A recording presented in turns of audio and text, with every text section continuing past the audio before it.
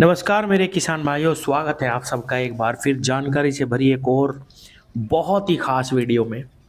किसान भाइयों, आज की वीडियो वाकई में ही बहुत खास होने वाली है, क्योंकि आज की इस वीडियो से आप समझ पाएंगे कि हमें 2025 में किस गन्ना वैरायटी की बुआई करनी है। किसान साथियों, वैसे तो मैंने कई सारी पिछली वीडियो में किसानों को समझाने की कोशिश करी है कि किसान साथियों बिल्कुल भी रिजेक्ट वैरायटियां ना लगाएं, बिल्कुल भी वो वैरायटी ना लगाएं जिनको हमारे उत्तर प्रदेश में स्वीकृत नहीं करा गया है। बिल्कुल भी वे वैरायटी ना लगाएं जिनके अंदर आपको नहीं पता कि कितनी चीनी की मात्रा है इनके अंदर और कौन कौन से रोग इसमें आते हैं, और सबसे बड़ी बात कि संस्थान इन वैरायटियों को क्यों नहीं ले रहे, जिनके बारे में आपको कुछ पता ही नहीं। किसान भाइयों, केवल गन्ना देख के आप सामने अगर वैरायटी लगा रहे हो तो आप पछताओगे, उस गन्ने को कोई भी नहीं लेगा।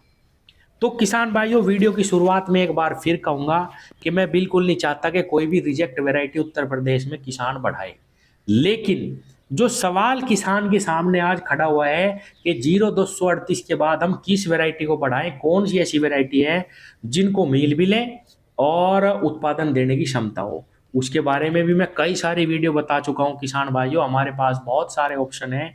5009 है, 0118 है, 9709 है किसान भाइयों, 86 032 है, 98 014 है। ये कुछ ऐसी वैरायटियां हैं किसान भाइयों जो किसान को अच्छा उत्पादन देने की क्षमता रखती है, और जब ये आई किसानों ने इन पर ज़्यादा ध्यान नहीं दिया और 0238 की लगातार हम बुआई करते रहे। उसका नतीजा ये है कि आज हमारी मिट्टी भी खराब होगी फंगस के कारण और ये गन्ना भी खराब होने की कगार पे है। किसान भाइयों, ये तो हो गए वे अल्टरनेट जिनको मील भी लेंगे और किसान बुआई कर सकते हैं। मैं चैनल पे वीडियो डालता रहता हूं, और आज की इस वीडियो में मैं आपको ये बताने वाला हूं कि जितनी भी बाहर की प्रजातियां हैं जिनके बारे में किसान बहुत उत्सुक हैं, उनमें से हमें कौन सी लगानी चाहिए, या हम कौन सी की बुआई कर सकते हैं, या हम छाती ठोक के कंटे पे खड़े होकर किस वैरायटी को ये कह सकते हैं कि भाई आप इसकी रिकवरी चेक करा लो, 0238 से ज्यादा निकलेगी, या कंटे पे खड़े होकर हम ये कह सकते हैं कि आप इस गन्ने को किसी भी प्रकार से 0238 से अगर कम पाते हैं तो आप इसको ना लो। किसान भाइयों, किसान भाई PB95 के बारे में पूछ रहे बहुत ज़्यादा कि भाई मनोज भाई लगा ले क्या, बढ़ा ले क्या। किसान भाइयों, इस गन्ने के अंदर वाकई में ही थोड़ा सा रेड रोट का डर भी है, और इस गन्ने के अंदर सोती भी है। मतलब किसान भाइयों, इसके अंदर स्पंज टाइप का ये गन्ना है और नीचे से बिल्कुल थोता रहता है। जैसा मैंने बताया कि कोई भी वैरायटी जब हम अपने पास लगाते हैं उसकी अच्छाई और बुराई तभी पता चलती है। रेड रोट भी और किसान भाइयों सोती है इस गन्ने के अंदर, इसीलिए इसको मील भी इधर बुआई करवाना नहीं चाहते। वैसे गन्ना वैरायटी देखने में अच्छी लगती है, जैसा मैंने पहले ही बताया। VCF 517 के अंदर किसान भाइयों उतनी रिकवरी नहीं आई जितनी चीनी मिलों के लिए आवश्यक है, इसीलिए VCF 517 को भी बढ़ाने की कोशिश आप बिल्कुल ना करें। ये वैरायटियां मैं वे बता रहा हूं जिनको लगाने की किसान सोच रहे हैं। किसान साथियों, ये बहुत सारे किसानों से बात करने के बाद, बहुत सारी जांच पड़ताल करने के बाद मैं आपको जानकारी दे रहा हूं कि PB95 को क्यों क्यों आगे बढ़ा नहीं जा रहा। VCF 517 के अंदर भी यही चीज निकल के आई किसान भाइयों, रोग भी पाए इस वैरायटी के अंदर। और किसान भाइयों, जो सबसे बड़ी बात है, चीनी की मात्रा जितनी होनी चाहिए अर्ली गन्ना वैरायटी के लिए उतनी चीनी इसमें नहीं निकली, इसीलिए इसकी भी आप बुआई ना बढ़ाएं। आप क्या कहोगे कांटे पे जाके या मील वालों को कि भाई आप इसको ले लो, वो कहेंगे कि चलो ठीक है हम इसकी रिकवरी एक बार चेक करा लेते हैं, अगर रिकवरी नहीं आएगी तो फिर सारा ही खेल खराब हो जाएगा। तो जैसा मैंने कहा, अगर रिकवरी में परफेक्ट हो तो हम उस वैरायटी को लगा सकते हैं। आप अपने चीनी मिलों से पहले बात भी कर सकते हैं थोड़े क्षेत्र में लगा के। किसान भाइयों, अगली जो इस क्रम में वैरायटी है जिसके बारे में किसान बहुत ज़्यादा पूछ रहे हैं और कहते हैं कि मनोज भाई इसको लगा ले क्या, किसान भाइयों वो है 11015। 11015 कुछ मील पिछले साल अंदर खान ने बुआई भी करवा रहे थे इसकी कि भाई आप इसको बोलो, और इसमें चीनी भी ज़्यादा है और उत्पादन देने की क्षमता भी ज़्यादा है, लेकिन वे मील ही अब पीछे हटने लगे हैं इस साल किसान भाइयों, क्योंकि इस साल जब रोग आया गन्ने में सारे खेत पीले पीले पड़ गए, और 11015 ही वो वैरायटी है जो सबसे ज़्यादा प्रभावित हुई है इस साल। किसान भाइयों सारे के सारे खेत बिल्कुल पीले पड़ गए। इसके अंदर जो वजन था किसान भाइयों वो बिल्कुल सूख गया। पीला तो पड़ा ही पड़ा गन्ना किसान भाइयों। जिस प्रकार टॉप बोरर में गन्ना ऊपर से रुक जाता है, वो अगोले ऊपर से बिल्कुल सूख गए। खेत के खेत खराब होने की कगार पे पहुंच गए और इसका इलाज भी नहीं मिला। इस साल किसानों ने फंगस की दवा भी लगाई, इसमें सारे काम कर लिए, पर 11-0-15 का ये रोग नहीं रुका और ये कहा जा रहा कि इसमें ये रोग बढ़ेगा। किसान भाइयों इसके अंदर टॉप बोरर भी है। जैसा कि पिछले साल आपने बहुत वीडियो देखी होंगी, तगड़े तगड़े खेत इसके देखे होंगे और किसी ने कहा कि इसमें कुछ रोग नहीं, इसमें रोग भी है किसान भाइयों टॉप बोरर का। मैं ये नहीं कहूँगा कि बहुत ज़्यादा है, लेकिन हाँ बीमारी भी है, रेड रॉट का खतरा भी है, इसको बढ़ाया नहीं जा सकता बहुत ज़्यादा। और किसान भाइयों आपने इस साल इसका हाल देख ही लिया होगा।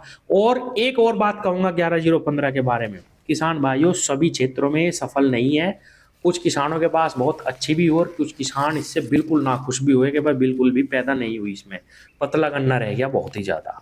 तो 11-0-15 VCF 517 और PB 95 इस क्रम में बिल्कुल पीछे रह जाती हैं और इसीलिए आप इनकी बुआई ना बढ़ाएं।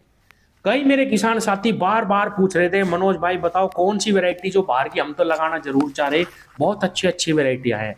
किसान भाइयों इस क्रम में अगर सभी मानकों पर देखी जाए तो CO 11-0-82 एक ऐसी वैरायटी है जो सारी की सारी गन्ना प्रजातियों को पीछे छोड़ती है। किसान भाइयों इस गन्ना प्रजाति में सारे गुण हैं। जैसे PB 95 का पत्ता बहुत चौड़ा है, हरे कलर पे रहता है किसान भाइयों, इसी प्रकार से 11-0-82 का खेत देखते ही आपको ऐसा लगेगा पता नहीं कौन से खेत में हम घुस गए। लंबाई एक नंबर, कलर एक नंबर और किसान भाइयों सबसे बड़ी बात जो इसके अंदर होनी चाहिए, जो आप मिल वालों को कह सकते हैं कि इसके अंदर रिकवरी जो हमारा 0-238 है उससे भी ज़्यादा निकलेगी। कई किसानों ने इसकी रिकवरी चेक कराई क्योंकि ये वैरायटी सेंटर रिलीज वैरायटी है किसान भाइयों।